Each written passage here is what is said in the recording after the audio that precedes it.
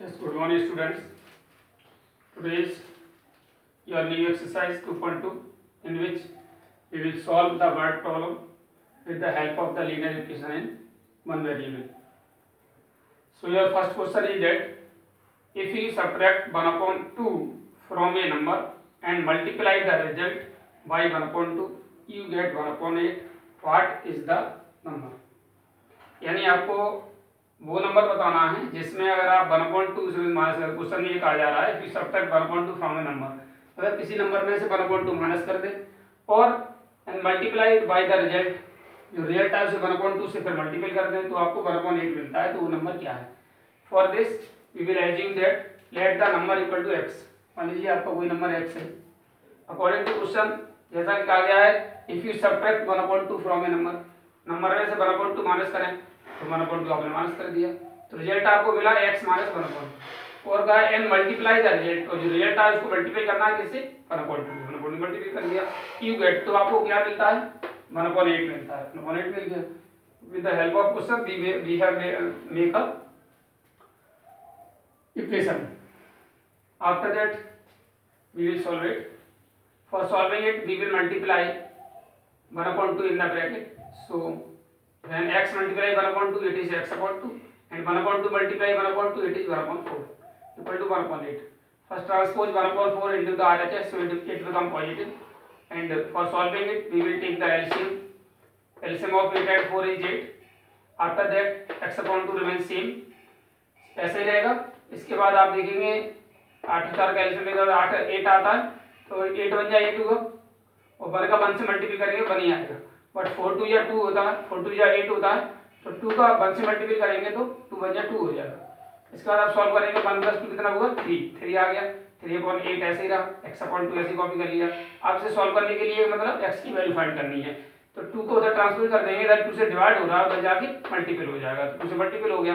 जब मल्टीपल हुआ तो 2 से 8 हमारा 4 टाइम कट गया, 2 4 जा 8, हमारा क्या आ गया? 3/4, यानी x की वैल्यू आ गई आपकी 3/4। Hence the required number equal to x, जो आपने एज्यूम किया था x की वैल्यू क्या निकली आपकी? 3/4, यानी आंसर आपका हो गया वो रेशनल नंबर हमारी क्या है? x 3/4 है। इसके बाद आपका नेक्स्ट क्वेश्चन है क्वेश्चन नंबर 2, जिसमें आपको बताया गया है the perimeter of a rectangular swimming pool is 154 meter. कोई रेक्टेंगुलर स्विमिंग पूल है, उसका पेरीमीटर 154 मीटर है। इट्स लेंथ, जिसकी लंबाई 2 meter more than twice its breadth, इसकी लंबाई इसकी ब्रेथ से 2 मीटर ज्यादा है। 2 मीटर, जो its length 2 meter more than twice its breadth, इसके ब्रेथ के ट्वाइस से 2 मीटर ज्यादा है कौन? लंबाई। And what is the length and breadth of the pool, तो जो लेंथ है वो ब्रेथ पर डिपेंड है, इसलिए हम क्या करेंगे? पहले ब्रेथ एज्यूम करेंगे। Let the breadth equal to x, तो लेंथ क्या हो जाएगी? 2 meter more than twice the breadth, जो ब्रेथ हमारी x है इसका ट्वाइस करेंगे तो 2x हो जाएगा, इसमें 2 मीटर मोर करना है तो +2 हो जाएगा, यानी 2x + 2 हमारी लेंथ होगी। इसके बाद क्या करना है? अकॉर्डिंग टू क्वेश्चन में कह रहे हैं उसका पेरीमीटर 154 मीटर है, और पेरीमीटर का फॉर्मूला क्या होता है? 2 bracket l + b equal to 154। अब l क्या है हमारा? 2x + 2, 2x + 2 रख दिया। ब्रेथ क्या है आपका? x, तो x रख दिया। 154 ऐसा ही लिखा है, 2 ऐसे लिखा हुआ है। अब इसका सॉल्व करना है, तो ब्रैकेट को सॉल्व करने के लिए 2x और x एक साथ सॉल्व करेंगे तो 3x हो जाएगा और +2 हो जाएगा। ये अब इसे सॉल्व करने के लिए हम क्या करें? 2 को अंदर मल्टीप्लाई कर लें, 2 को मल्टीप्लाई करेंगे तो 6x + 4, 2 3 या 6, 2 2 या 4 इक्वल टू 154। आपका 6x + 4 हो गया। अब इस नंबर को सॉल्व करने के लिए क्या करोगे? आप 4 को उधर ट्रांसफर करोगे, इधर 4 प्लस का है, उधर जाके आपका 4 किसका हो जाएगा? माइनस का हो जाएगा, तो आपको क्या मिलेगा? 6x = 154 - 4। सॉल्व करेंगे तो 150 हुआ, फिर 6 को इधर ट्रांसफर कर देंगे। इस तरह के आप इक्वेशन पिछली एक्सरसाइज में कर चुके हैं, और 154/6 करेंगे तो आपको क्या मिलेगा? 25, x = 25 आ गया। हेंस लेंथ हमारी कितनी होगी? लेंथ क्या है आपके? 2x प्लस, बिकॉज हमें लेंथ और ब्रेथ ही फाइंड करनी है, तो hence length equal to 2x + 2, और x की 2x + 2 का मतलब है हमें x की वैल्यू यहाँ पुट करनी है।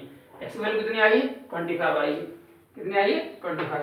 25 को आप यहाँ रख देंगे तो 2 × 25 + 2 आ जाएगा। 25 का पहले 2 मल्टीपल करेंगे ना कि 25 को पहले +2 से 2 प्लस कर लें, बस नहीं करते, पहले मल्टीपल करते हैं बॉटम रूल के अकॉर्डिंग। तो 25 2 या 50 प्लस 2, 50 प्लस 2 हमारा कितना होगा 52। इसके बाद ये लेंथ होगी 52 मीटर और ब्रेथ में तो कुछ चेंज करना ही नहीं है, ब्रेथ आपकी x है, x = 25 मीटर हो गया। It is the solution of your question number 1 and 2, please note down.